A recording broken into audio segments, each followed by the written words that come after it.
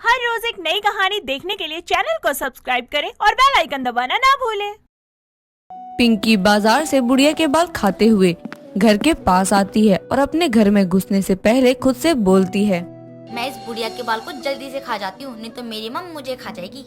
इस तरह अब पिंकी जल्दी से बुढ़िया के बाल खाती है और घर में जाती है, जहाँ उसकी माँ उसके गालों पर लगे गुलाबी निशान देखकर बोलती है, तू नहीं सुधरेगी ना। अरे मम्मी क्या हो गया, अब मैंने क्या कर दिया? आहा, शरीफ तो इतनी बन रही है जैसे खुद को कुछ नहीं पता। ओफो मम्मी, जब बताओगी तभी तो पता चलेगा ना। बाहर बाजार से क्या खाकर आई है? वो मम्मी कुछ नहीं, मैंने कहाँ कुछ खाया। अच्छा जी, सबूत दिखाऊं क्या? इतना बोलने के साथ ही शीला अब पिंकी के गालों से वो गुलाबी बाल हटाकर उसको दिखाती है और कहती है, तो पिंकी अब क्या कहना चाहोगी तुम? मम्मी वो मैंने बस यूं ही खा लिए। मैं तो तुझसे बहुत ज्यादा परेशान हो चुकी हूँ। तू इतनी बड़ी हो गई है लेकिन अकल बच्चों वाली ही है। हाँ तो मैं भी बच्ची ही हूँ। शीला आगे उसको कुछ बोलती कि तभी वो अपने कमरे में चली जाती है और उसको ऐसे देख शीला खुद से कहती है, हे भगवान, क्या करूँ मैं इसका। इस तरह अब शीला भी अपने कमरे में चली जाती है और शाम को जब पिंकी के पिताजी आते हैं तब शीला निरंजन से कहती है, अजी सुनते हो, मैं तो कहती हूँ कि हमें अपनी बेटी के हाथ पीले कर देने चाहिए। हाँ, सोच तो मैं भी यही रहा हूँ कि पिंकी के हाथों को पीला कर दो। हमारी लड़की अब बड़ी हो रही है और आजकल का जमाना तो वैसे ही बहुत खराब है ना। मैं ऐसा करता हूँ कि कल ही अपनी बेटी के रिश्ते के लिए पंडित जी को बोल देता हूँ। इस तरह अब निरंजन पंडित को रिश्ते के लिए बोल देता है और कुछ ही दिनों में शिबू नाम के लड़के का रिश्ता पिंकी के घर आता है और इस तरह अब पिंकी का रिश्ता शिबू से हो जाता है और कुछ ही समय बाद उनकी शादी भी हो जाती है। और इस तरह अब पिंकी अपने घर की सारी जिम्मेदारियों को बहुत अच्छे से संभाल लेती है। लेकिन शादी के बाद भी पिंकी की बुढ़िया के बाल खाने वाली आदत नहीं गई। ऐसे ही एक दिन पिंकी अपनी सास नीतू, पति शिबू और कुछ पड़ोसियों के साथ मेले में जाती है, जहाँ एक पड़ोसन पिंकी से कहती है, अरे ओ शिबू की दुल्हनिया, क्या खाओगी तुम? आज तो तुम्हारा दूल्हा सब कुछ लाएगा तुम्हारे लिए। आंटी जी, मैं तो मेरे दूल्हे के हाथ से बुढ़िया के बाल खाऊंगी। उसकी ये बात सुनकर सभी पिंकी का मुंह देखने लगते हैं और उसकी ये बात सुनकर सभी अब ठहाके मार मार कर हंसने लगते हैं। ये देख पिंकी बोलती है, आप सभी हंस क्यों रहे हैं? अरे बहू, ये बच्चों की तरह बातें क्या कर रही है? अरे अभी इस वक्त बुढ़िया के बाल कौन खाता है? मैं खाती हूँ आंटी जी। शिबू जी प्लीज मेरे लिए बुढ़िया के बाल ले आओ ना। अच्छा ठीक है बाबा, लेकर आता हूँ। ज्यादा लाना, ठीक है?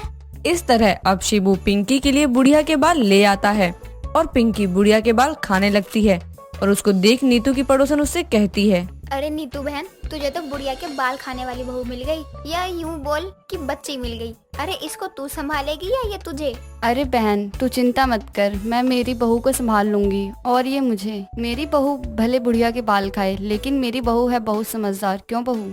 हाँ मम्मी जी। अब क्या था, पिंकी बुढ़िया के बाल खाती है तो वहीं सब मेला घूमने लगते हैं और कुछ ही समय बाद सभी अपने अपने घर आ जाते हैं।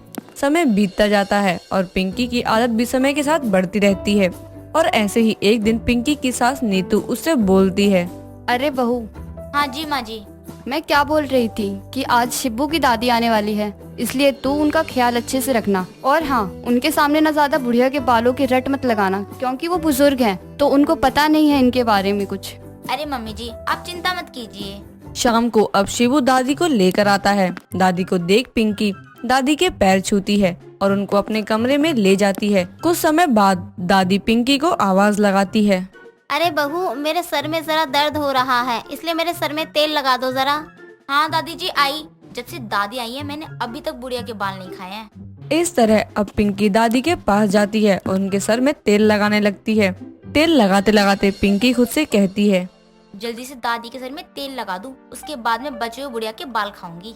पिंकी ने ये बात खुद से कही थी, लेकिन उसकी ये बात दादी सुन लेती है, जिसके बाद वो पिंकी से कहती है, अरे करमचली नास पीटी, तू मुझे बुढ़िया बोल रही है और तो और तू मेरे बाल खाने की कह रही है। अरे ओ नीतू बहू, नीतू। जी माँ जी, क्या हुआ?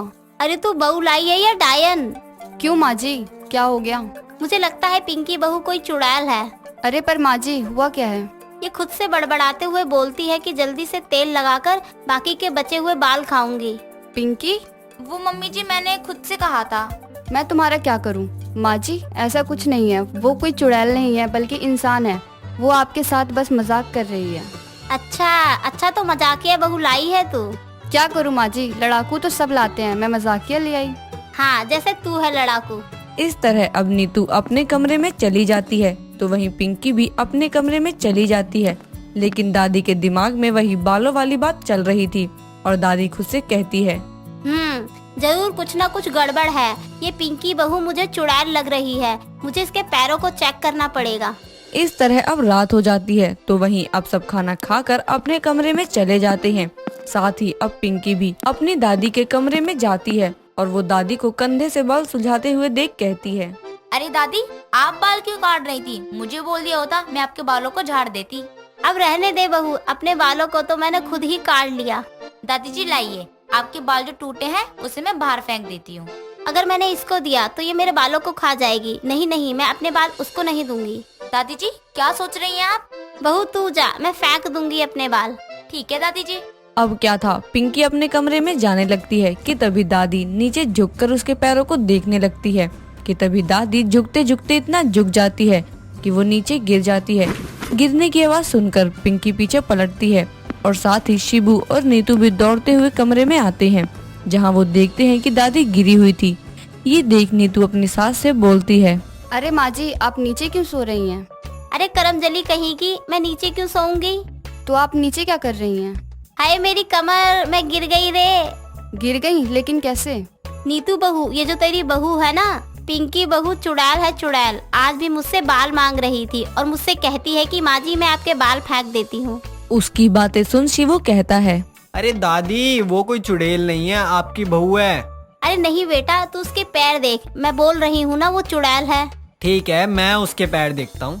अब क्या था, शिबू पैरों पर से पिंकी की साड़ी हटाकर देखता है तो पिंकी के पैर तो सीधे थे। ये देख शिबू कहता है, देख लिया ना दादी जी, यकीन हो गया ना कि ये चुड़ैल नहीं है। लेकिन ये क्यों कहती है कि इसको बुढ़िया के बाल खाने हैं? हे भगवान। दादी जी, बुढ़िया के बाल खाने से उसका मतलब ये है कि यहाँ पर बुढ़िया के बाल मिलते हैं। वो एक कैंडी होती है, रुको मैं आपको भी दिखाता हूँ। फिर क्या था, शिबू बाजार जाता है और ढूंढकर ढेर सारे बुढ़िया के बाल खरीदकर वापस से घर आकर सबको बुलाता है। उसकी दादी, माँ नीतू और पत्नी पिंकी सब नीचे आते हैं और दादी के हाथ में बुढ़िया के बाल देकर शिबू बोलता है, दादी जी देखो, ये होते बुढ़िया के बाल। पिंकी बुढ़िया के बाल खाएगी, इसका मतलब वो इसको खाएगी। अच्छा, ये होता है बुढ़िया के बाल? जी हाँ, ये होता है। तो हमारी बहू बुढ़िया के बाल खाने वाली बहू है। दादी की ये बात सुनकर सभी हंसने लगते हैं। फिर सब प्यार से रहने लगते हैं। कुछ समय बाद दादी अपने गांव चली जाती है, पर उसे हमेशा याद रहता है कि उसकी शिबू की बहू बुढ़िया के बाल खाने वाली बहू है। दोस्तों, अगर आपको ये कहानी पसंद आई तो इसे लाइक करें, शेयर करें और कमेंट करके बताएं कि कहानी में आपको सबसे अच्छा क्या लगा।